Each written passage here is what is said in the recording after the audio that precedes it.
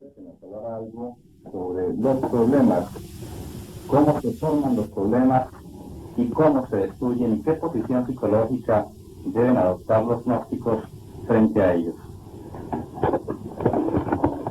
Con el mayor gusto daremos respuesta a tu pregunta, mi estimable Fernando Villauribe.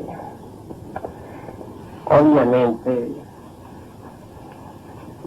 el problema en sí mismo no es más que una forma mental, con dos polos, positivo y negativo. Tal forma existe porque la mente la sostiene. Deja de existir cuando la mente deja de sostenerla. Nosotros no debemos tratar de resolver problemas. Necesitamos disolverlos. Un problema se disuelve cuando se olvida. El hecho es el hecho. El problema es algo diferente. No hay que confundir al hecho con el problema. Desafortunadamente, las gentes, debido al temor, que es el peor enemigo de la humanidad, no abandonan el problema. Si las gentes no tuvieran temor, dejarían de sostener con la mente el problema. No olvidaría. Obviamente la sucesión de efectos y causas mecánicas continuarían y algún desenlace tendría, pero el problema dejaría de existir. Que se necesita cierto valor, es verdad, pero ¿de qué sirve un problema? Si nosotros analizamos bien todo el proceso de surgimiento de los problemas, veremos lo siguiente. La causa causal de tal o cual problema existe en la identificación. Cuando uno se identifica con esto o aquello, con tal o cual evento, con tal o cual suceso o acontecimiento, entonces viene el problema. Lo curioso es ese batallar de antítesis del problema. Obviamente, el resultado es la preocupación. Si nosotros analizamos la preocupación en sí misma, veremos que es eminentemente destructiva. El centro emocional alterado pone trabajado en forma desordenada al centro intelectual y también excita en forma inarmónica las actividades del centro motor. Si observamos a una persona preocupada, veremos en su entrecejo rugoso, en el movimiento de sus manos, etc. La pésima actividad del centro motor. Obviamente este marcha en forma desordenada. Y en la mente no hay duda de que hay un batallar de antítesis espantoso. Podría decirse de una preocupación ocasionada por un problema que es un verdadero caos dentro de nosotros mismos. No tiene orden, no lleva una dirección definida. Tres centros, pues, están activos durante la preocupación: el emocional, el intelectual y el motor. Y esto es gravísimo. indiscutiblemente el desgaste psíquico y fisiológico ocasionado por la preocupación suele ser espantoso. Las graves preocupaciones traen úlceras al estómago, daños al cerebro, etcétera, etcétera, etcétera. Personas demasiado preocupadas por lo común tienen pésima digestión. Se altera el funcionalismo digestivo. La preocupación arruina todo el fondo vital del organismo.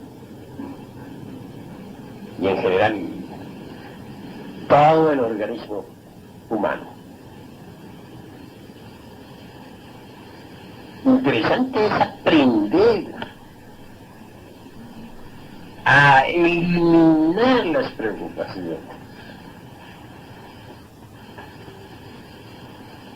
Cuando uno logra someter a ese par de elefantes que tenemos en nuestro organismo, que son el centro intelectual y el centro motor,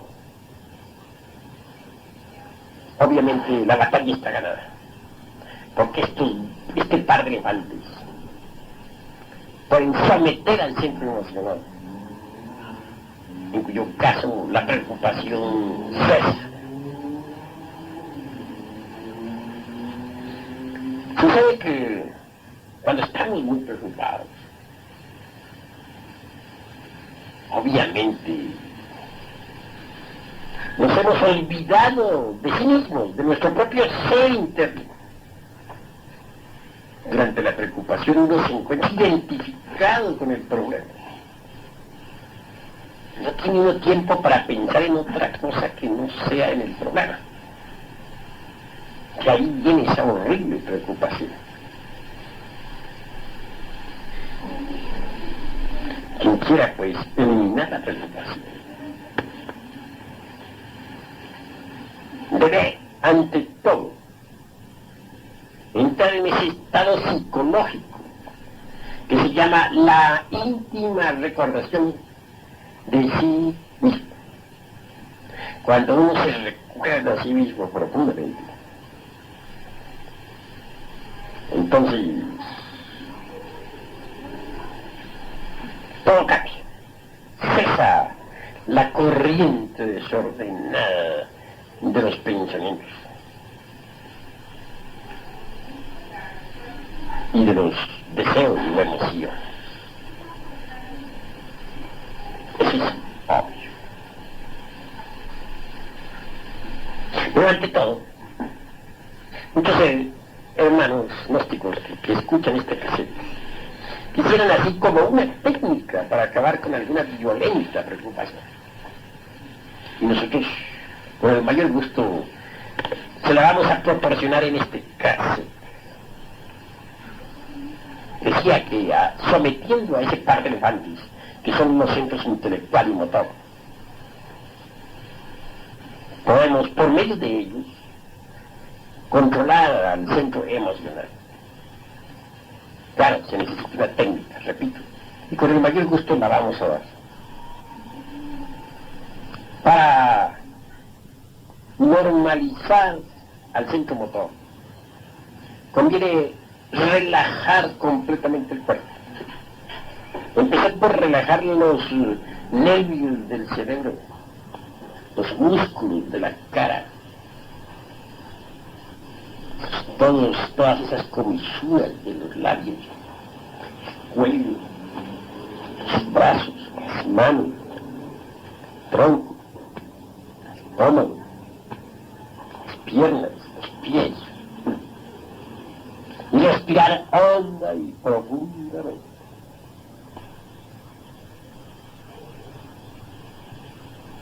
La sadhana aconsejable o la postura aconsejable para esta relajación: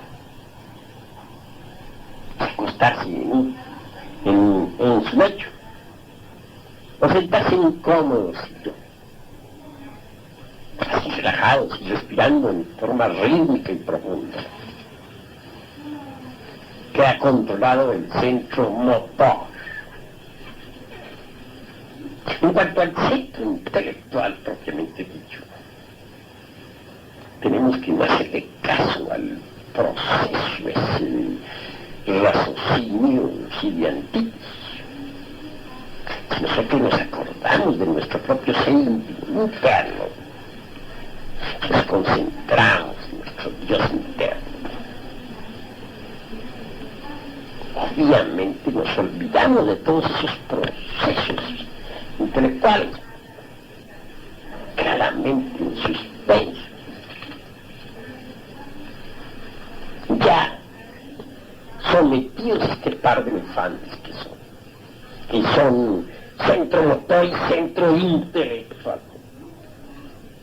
Entonces, mediante los mismos, podemos someter al centro emocional.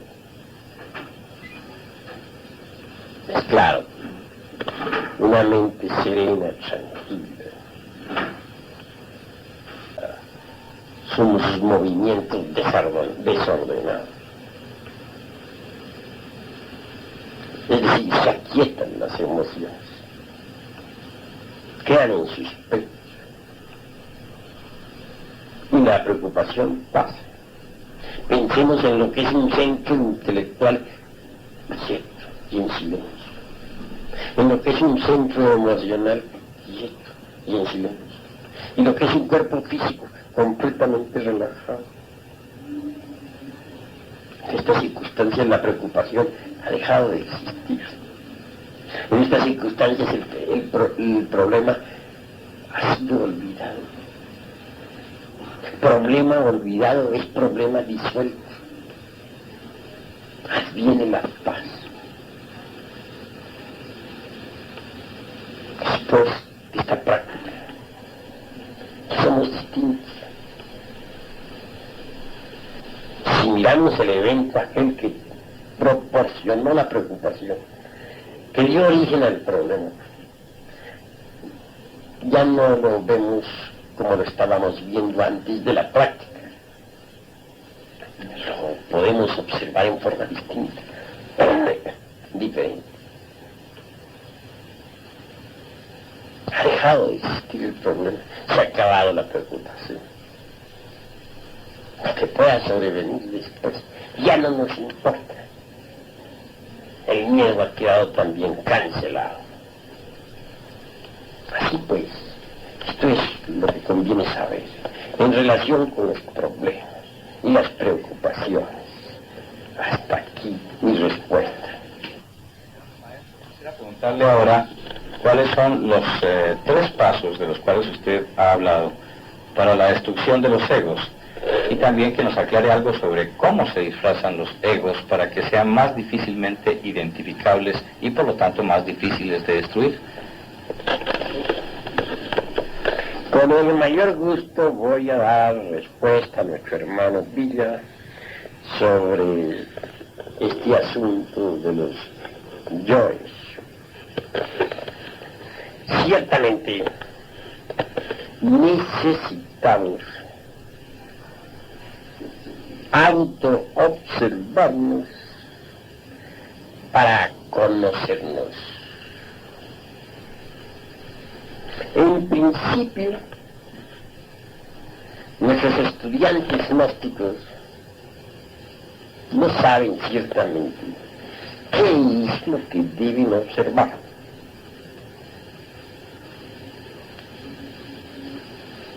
Cuando se comienza la autoobservación, todo resulta caótico.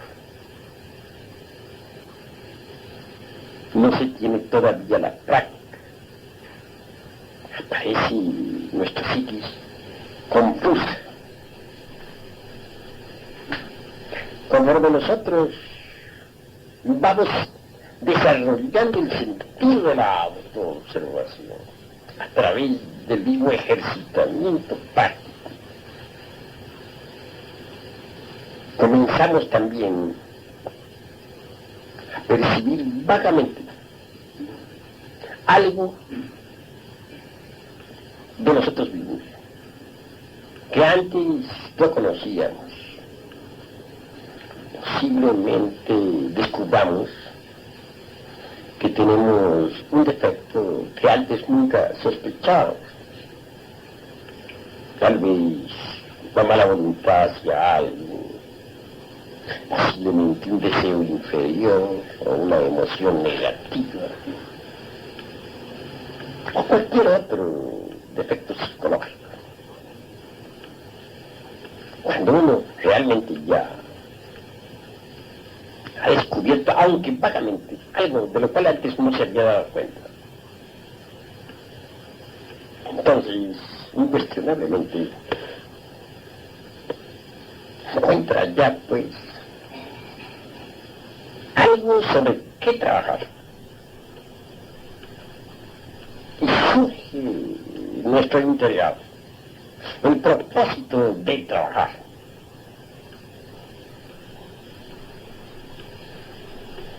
¿Cómo podría surgir tal propósito si no hubiese algo sobre qué trabajar? Solo sabiendo sobre qué debemos trabajar pueden hacer en nosotros el incentivo, es decir, el propósito de trabajar. Lo curioso es que viene al ver ese algo, al descubrir ese defecto, a comprender también que mucho tiempo fue uno esclavo de eso, de tal o tal error. El trabajo subsiguiente consistirá en separar ese error de nuestra propia psiquis. Siempre estuvimos bajo ese error. Ahora separarlo es lo fundamental.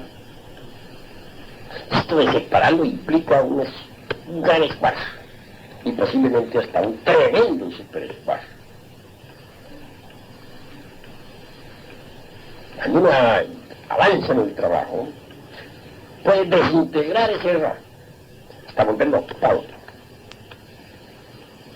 Es claro que se necesitará, pues, de una fuerza superior a la mente capaz de desintegrar el error que hemos descubierto. Existe tal fuerza. Es la serpiente ígnea de nuestros mágicos poderes.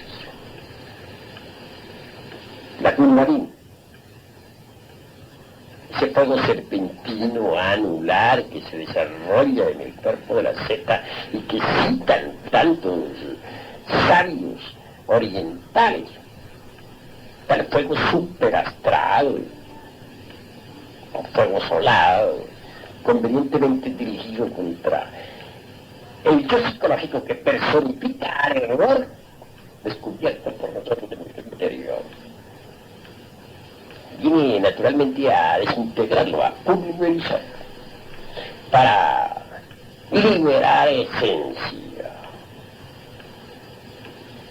Ahora bien, en la cuestión esta del autodescubrimiento, necesitamos ser didácticos, necesitamos observar cuidadosamente el comportamiento del error, o mejor dijéramos del yo psicológico que personifica el defecto.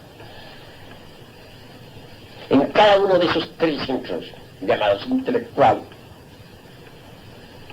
emocional y motor. Cualquier defecto está personificado por algún yo psicológico. Una es la forma como se expresa en el centro intelectivo. Otra, el modo como se comporta en el centro emocional situado en el corazón.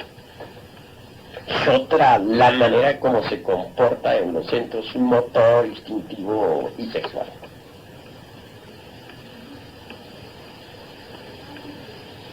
Esas tres formas de comportamiento de un yo, bien vale la pena que los observemos cuidadosamente, porque observándolas podremos descubrir mejor ese defecto que queremos eliminar, ese yo que queremos erradicar de nuestra naturaleza psíquica. Así pues, cuando se me pregunta sobre los 3 pasos que hay que dar, me refiero exclusivamente a la observación minuciosa de tal o cual yo psicológico, en los 3 centros: intelectual, emocional y motor instintivo sexual. Vean ustedes que los centros motor, instintivo y sexual los resumo como si fuese, porque son 3 centros inferiores que se coordinan para formar, dijéramos, en una especie de personalidad. Yo veo que en cada persona hay 3 personalidades muy marcadas: la intelectual, la emocional y la instintiva motor sexual. Son 3 personalidades que no se entienden, que nunca se han entendido. Estudiar cómo se comporta el yo en lo intelectual es básico, cómo se comporta en lo emocional es fundamental, y cómo se comporta en esos centros motor, instintivo y sexual es extraordinario. Al autoobservarnos, lo hacemos con el evidente anhelo de autodescubrirnos, de autoconocernos. Uno podría tener verdaderamente el propósito de trabajar sobre sí mismo si no se autoconoce, si no se autodescubre. Hay que saber que no nos conocemos a sí mismos, porque una cosa son las ideas o conceptos que uno tenga sobre uno mismo, y otra cosa es lo que es uno mismo. Estoy seguro que los que están escuchando este cassette no se conocen. Tienen sobre sí mismos ideas equivocadas. Si ellos se autoobservaran, descubrirían dentro de sí mismos elementos psicológicos insospechados. Es pues importante la autoexploración a través de la autoobservación.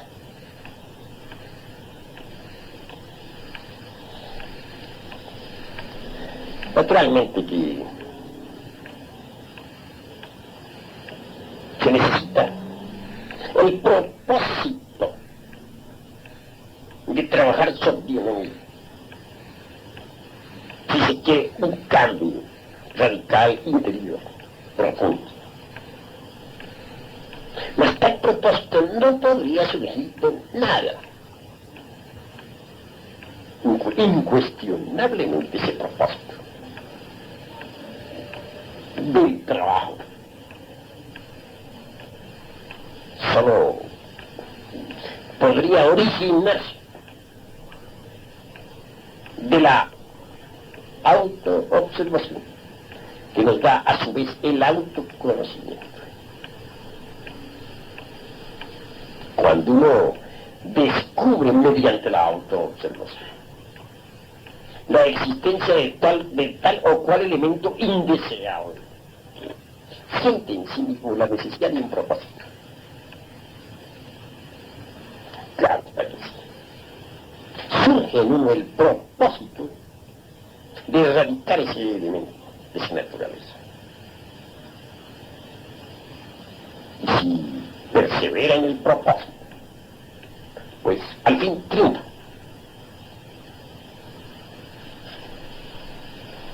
Es necesario que los que escuchan este cassette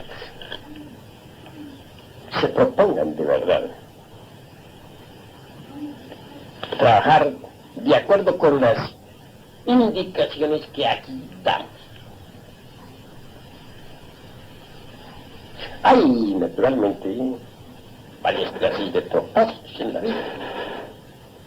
Alguien puede tener el propósito de hacer una profesión, titularse para vivir una vida en buenas condiciones económicas. Otro puede tener un propósito incipiente, cuál es el de conservar su posición, su capital, etcétera, etcétera. Se nos ha dicho, es verdad, que es un propósito en la vida. Uno sería como un barco sin vela y sin motor, o sin timón. Estaría condenado al naufragio. Naturalmente que los propósitos de la horizontal de la vida son muy distintos a los propósitos de la vertical. Eso es claro. El propósito, por ejemplo, de trabajar sobre uno mismo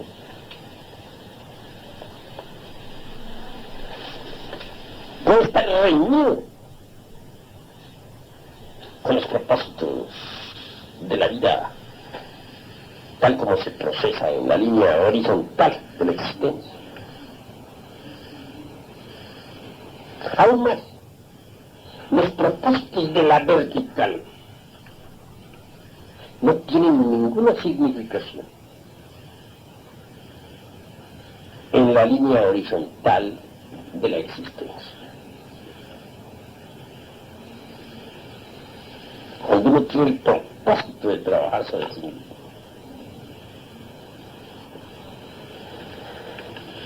si otro conoce nuestro propósito, no le hallará sentido al espíritu. Hay cosas, por ejemplo, en la vida práctica, están correctas, y sin embargo, dentro del terreno vertical de la existencia, no están tan correctas.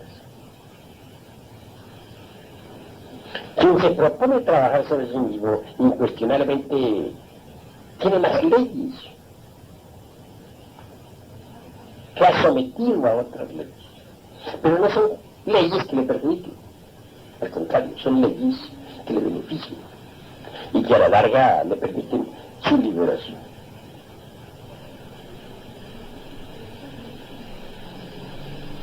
Eliminar de nuestra naturaleza íntima los elementos psicológicos indeseables es urgente, porque sólo así se consigue el verdadero despertar, que es el objetivo de todos nuestros trabajos esotéricos. Hasta aquí va, pues, la respuesta con respecto a los 3 pasos de que nos ha hablado nuestro hermano Villa. La forma como se disfrazan nuestros egos para hacerse más difícil su ubicación y por lo tanto su destrucción. Ciertamente, entre el incienso de la oración también se esconde el delito. Entre el perfume de los templos se esconde el delito. El delito se viste de santo, de mártir, de apóstol, etcétera, etcétera, etcétera. El delito busca innumerables justificaciones. El delito se escapa. Le gustan los evasivos, etc. Por ejemplo, gentes ahí que dicen que aman la belleza. Inclusive hay hermanos que no te gustan. Consideran sencillamente que aman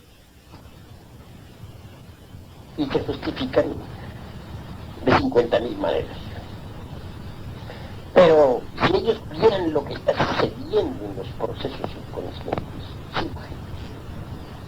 si ellos se autoexploraran íntimamente, descubrirían la tremenda lujuria de su interior. Obviamente en instantes se enquichaban el piropo a la muchacha que pasaba. Yo he sumergido de infraconscientes infrahumanos. Copulaban con yoes inferiores sumergidos de la dama que pasaba. Esa es fornicación. Y esto que estoy diciendo sobre las damas también se puede aplicar a los caballeros. Mujeres hay, por ejemplo, que ven un joven, lo miran, les parece guapo, consideran que no han hecho nada mal, pero en su interior ha habido fornicación. Así pues que la fornicación se reviste de muchas formas. La fornicación se disfraza también con el ropaje de la belleza.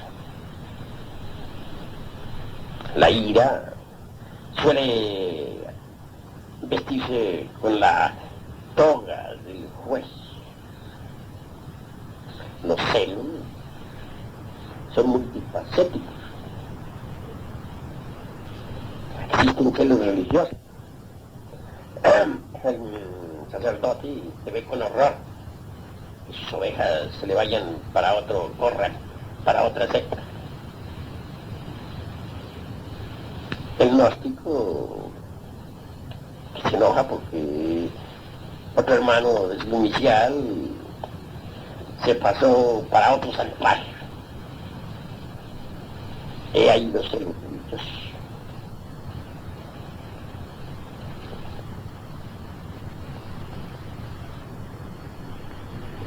Iba a decir, el hombre celoso. Repito, el hombre celoso cuida mucho a su mujer. Considera que está rodeada de peligros. La encierra bajo 7 candados, etcétera, etcétera, etcétera. Mas en el fondo son puros celos. Así pues, el delito se disfraza de muchas maneras. En cierta ocasión el maestro Moria me decía, unirse con el íntimo es algo muy difícil. De 2 personas que intentan unirse con el íntimo, tan solo una lo consigue. Porque como dijo el poeta, entre las cadencias del verso también se esconde el delito. Muchos son los que se justifican para no hacer obras de caridad. Muchos son las evasivas con respecto a tal o cual error. Por ejemplo, yo conocí a alguien que lleno de ira, después de un ataque de ira, exclamaba, no, yo no tengo ira, no fue ira lo que sentí, era que estaba demasiado nervioso, ofuscado, pero eso no fue ira. Hay otros que no tienen ningún inconveniente en decir, no, soy un cumplidor de mis deberes, veo por mi casa, por mi hogar, por mis hijos, etcétera, etcétera, etcétera. Y sucede lo contrario. Por tal cual motivo truenan y lamparean, le niegan el pan a los hijos o a la mujer. Conocimos el caso de un sujeto XX cuyo nombre no menciono. Él decía que quería llegar al Padre. Practicaba diversos ejercicios esotéricos, tremendamente místicos. Sin embargo, tomaba y relampagueaba en su casa. Era un ogro. Mas él presumía de virtuoso, de santo. Cualquier día de esos tantos, la pobre mujer perdió a su padre terrenal. Dejó un legado para la misma. Una finca muy hermosa en determinado lugar de México. Después que el ogro se hubo enterado de esa herencia, ordenó a la mujer que le entregara en forma total todos sus bienes. la infeliz, que ofreció alguna cantidad de dinero, mas él protestó iracundo diciendo, todo o nada.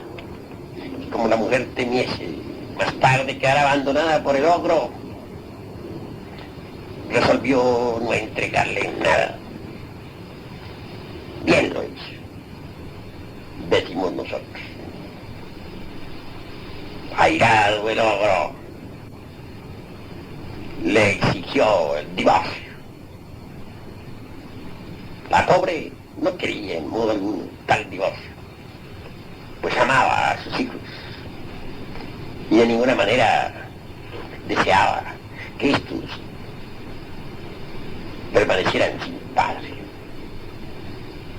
Mas el ogro, un mundo, no aceptó plazo y la infeliz se vio obligada a firmar carta de divorcio. Cuando visité al ogro, le hallé sumido en mística oración. Me hablaba de que quería llegar a su padre, de que quería autorrealizarse, etcétera, etcétera, etcétera.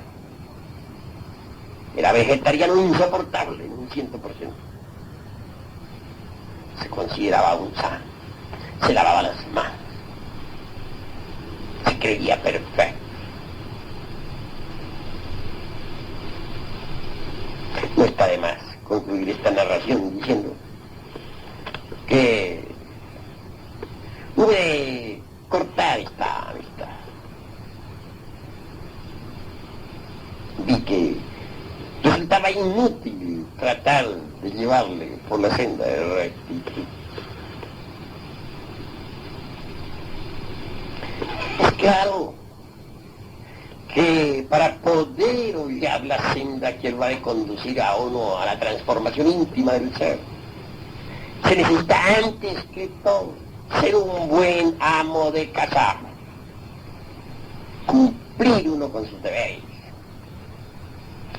para con la esposa, para con los hijos, para con los suyos. Mas si uno no es un buen amo de casa, no puede, por algunos, dedicarse de verdad a un trabajo esotérico superlativo del ser. He conocido a muchos que deseaban hollar la senda y que creía que iban muy bien.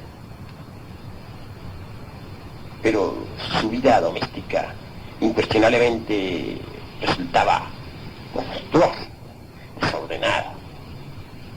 Es claro que esa clase de gente fracasa. Para el trabajo esotérico sobre uno mismo se requiere ser, como ya dije, primero que todo un buen dueño de casa. Segundo, ser uno una persona decente, culta, no un lunático, no un chifleta. Se necesita que haya en uno, que exista en uno un verdadero equilibrio social y económico. Solo así verdaderamente se está preparado para el trabajo sobre uno mismo. Pero el delito suele disfrazarse con muchos ropajes. Hay malos hijos en el mundo que están trabajando sobre sí mismos, queriendo llegar a la autorrealización del ser. Hay malas esposas que están trabajando sobre sí mismas y que quieren la liberación. Hay malos maridos que se creen perfectos, pero que son monstruosos y sin embargo están trabajando sobre sí mismos, se proponen llegar a la liberación y anhelan. Toda esa clase de gente es así, fracasan. De nada sirve que nos disfracemos. El fracaso es fracaso. Así pues que vale la pena reflexionar un poco en todas estas cuestiones. Si alguien es un buen dueño de casa, un buen hijo, un buen hermano, un buen padre, una buena madre, un buen ciudadano, si es una persona decente, si es una persona que no es lunática, que no es chifleta, está preparada pues para el trabajo interior sobre sí misma. Hasta aquí, pues, mi respuesta. Algo sobre los estados de conciencia y el comportamiento psicológico que debe tener la persona frente a cada uno de los eventos. Bueno, la mayor parte de gente, cuando nos narran sobre la historia de su vida en forma gratuita, solo cuentan eventos, es decir, sucesos.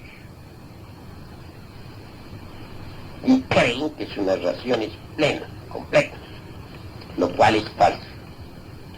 Han olvidado tales personas los estados de conciencia correspondientes a los diversos sucesos de su propia existencia.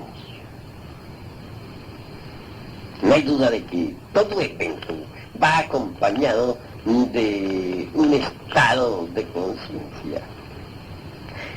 Hay tantos estados de conciencia cuantos eventos hay. Eso es obvio. Muchas veces sucede, pues, que no nos hallamos en el estado de conciencia apropiado para tal o cual suceso. Y el resultado suele ser el fracaso. Podría decirse que existen acontecimientos que toda la vida hemos estado aguardando. Y el día que verdaderamente llegan a caer, entonces no sabemos apreciarnos por no hallarnos en el estado interior apropiado. El 13 de diciembre de este año 1974 celebramos aquí en México la clausura de los estudios 1974. La fiesta estuvo alegre, fue armonizada por un conjunto musical. Todos los hermanos dichosos. Sin embargo, pude apreciar a una dama que no se hallaba en el estado interior apropiado. Esta dama empezó quejándose de la música, que los sonidos estridentes, que se iba a volver loca con esos ruidos, que me pediría permiso para retirarse, etcétera, etcétera, etcétera. Luego alegó algunas razones de tipo espiritual. En forma enfática subrayó. Pensaba que este festival iba a ser con una meditación muy profunda, pues me han dicho que usted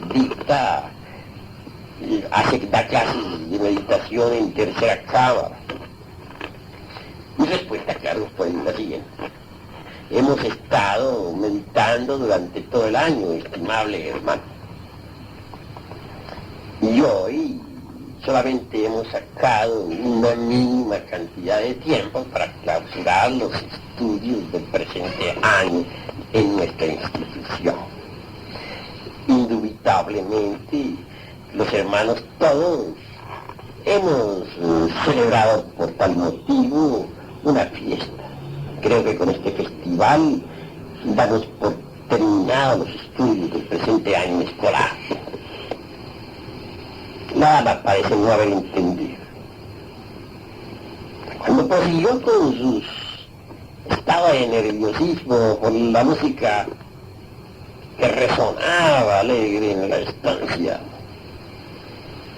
me limité a decirle dos palabras: paciencia y serenidad. Algo entendió la dama, mas al fin no pudimos evitar que se retirara. Como ven pues ustedes, mis estimables hermanos que escuchen esta cinta, dicha dama no se hallaba en el estado interior apropiado. Entonces no supo realmente apreciar aquel evento maravilloso. Si analizamos un poco más a fondo esta cuestión de los estados interiores, vemos que son básicos, indispensables. Cuando uno no quiere ser víctima de las circunstancias, todas las gentes son víctimas de las calamidades de las circunstancias. Nadie sabe originar circunstancias nuevas.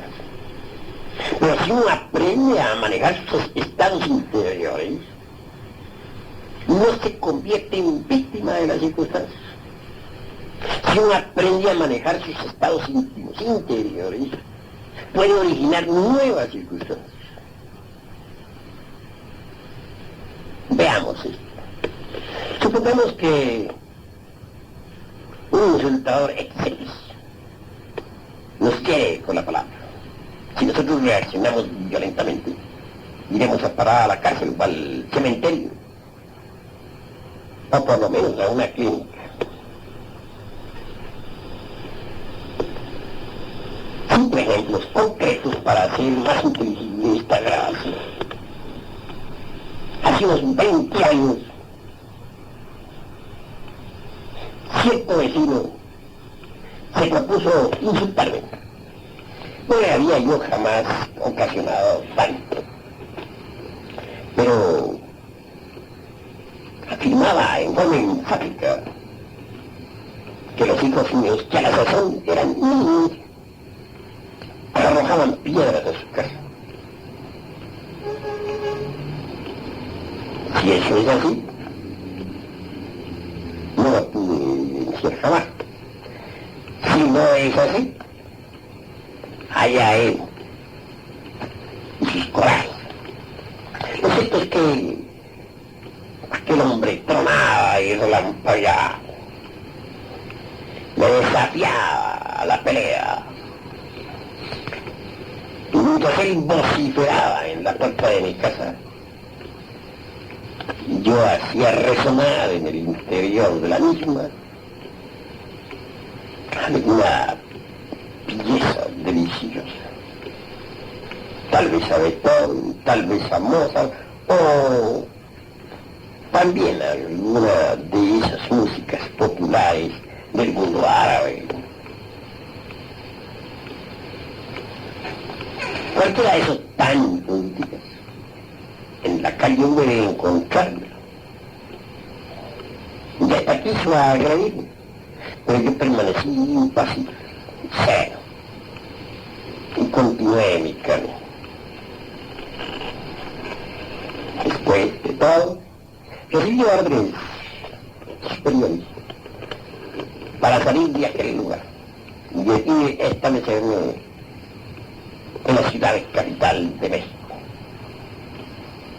Incuestionablemente, si hubiese procedido violentamente, si no hubiese tenido yo el estado interior de conciencia apropiado, tal vez habría reaccionado violentamente.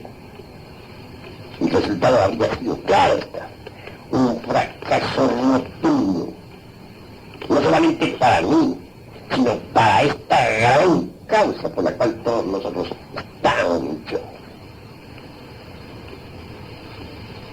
No fui pues víctima de las circunstancias. Hoy en día el movimiento gnóstico mexicano marcha hacia la triunfo, hacia la gloria. El movimiento internacional es poderoso. Gracias a que yo no soy víctima de las circunstancias. Muchas veces un estado interior inapropiado puede hacer de una pulga un caballo. Un individuo que puede ir a parar a la casa por una reacción violenta. Si alguien nos ofende, por ejemplo, y reaccionamos con fuerza, podemos matar y iremos como homicidas a casa, desgraciando la totalidad de nuestra existencia. Pero cuando uno es dueño de sí mismo, cuando uno aprende a usar, dijéramos, el boleto apropiado para suceso indubitablemente no es víctima de las circunstancias. Aún más, quien aprende a manejar voluntariamente sus estados interiores puede volcar las circunstancias, hacer de circunstancias desastrosas algo muy bueno. Pero aprender mejor, dijéramos, a sacar el mejor partido de las adversidades. No debemos olvidar que las peores adversidades nos ofrecen siempre las mejores oportunidades. Eso sí, necesita tener uno el estado interior apropiado si es que quiere realizar semejantes maravillas. Eso es obvio.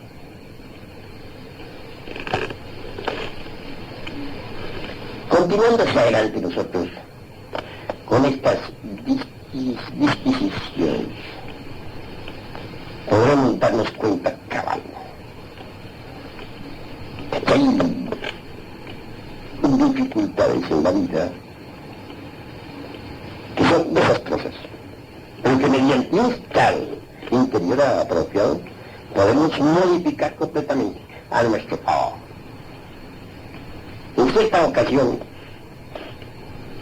alguien quería asesinar a una persona que había en casa. Vino a buscarme con el ánimo de darle de balazo. Yo sentí interiormente el peligro que tal persona corría. Y cuando preguntara el posible asesino,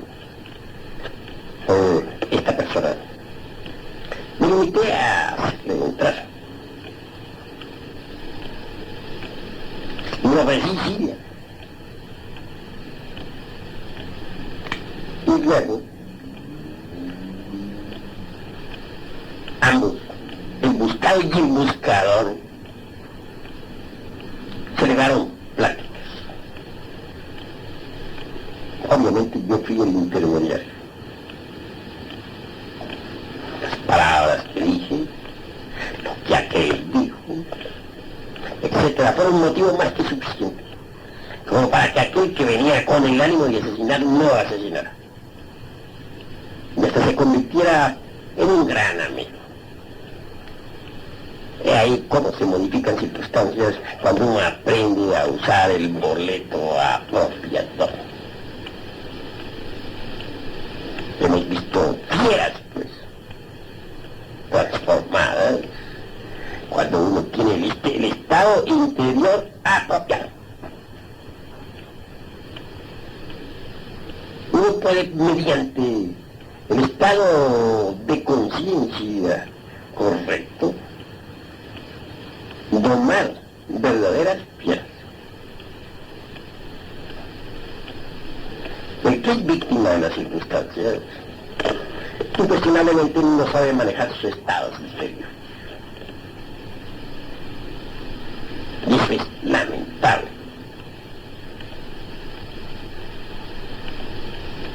Así pues que conviene poner mucha atención a los estados de conciencia. Sí, básico, sí, fundamental. Desgraciadamente, la gente le da más importancia al evento que al estado interior. Yo digo que la forma como reaccionemos ante el evento es más importante que el evento mismo. Si uno aprende a reaccionar sabiamente ante tal o cual evento, se hace amo de todas las circunstancias. Y como dije, no solamente puede modificar circunstancias, sino que a su vez puede originar circunstancias nuevas. Y eso es muy importante. Desgraciadamente las gentes todas son víctimas de las circunstancias. Y esto, repito, se debe a que no saben manejar sus estados interiores. Reaccionan ante cada evento con estados interiores impropios, inapropiados. Maestro, ¿esto tiene que ver con lo que decía Manuel Kant, que lo exterior es lo interior? Bueno, incuestionablemente lo exterior es una proyección de lo interior. Cuando uno interiormente cambia, lo exterior cambia también. Lo importante, pues, para el modo de entender es manejar los estados interiores, a fin de modificar los exteriores. Es interesante, pues, tener para cada evento, dijéramos, el boleto específico exacto. Así va uno con seguridad al triunfo.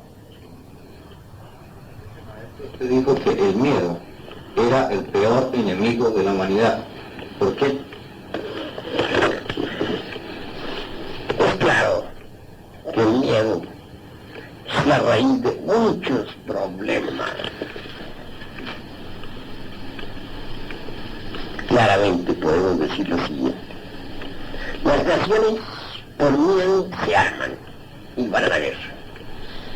Una nación teme que las otras naciones la invadan y se arma y va a la guerra. Nos hacemos homicidas por miedo.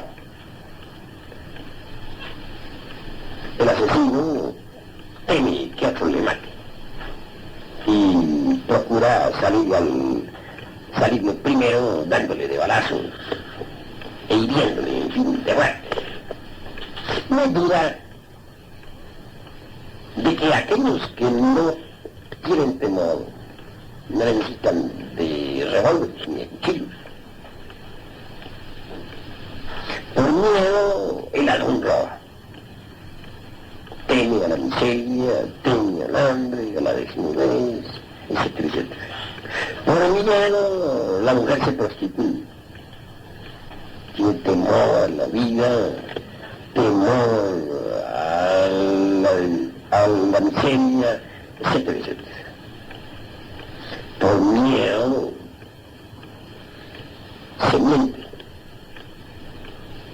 Por miedo el codicioso codicia. Por miedo el avaro esconde dinero y al fin se convierte de hecho en un mendigo. ¿Qué es un avaro? ¿No es acaso un mendigo? ¿Cuál sería el karma para los avaros? Nacer en la miseria, en la nueva existencia, en sus futuras existencias. Por miedo, los gobiernos han cometido las peores injusticias. Por miedo, son muchas gentes justas llevadas a la cárcel. Por miedo, el hombre explota al hombre. Teme a la miseria y se desea conseguir dinero a como de lugar.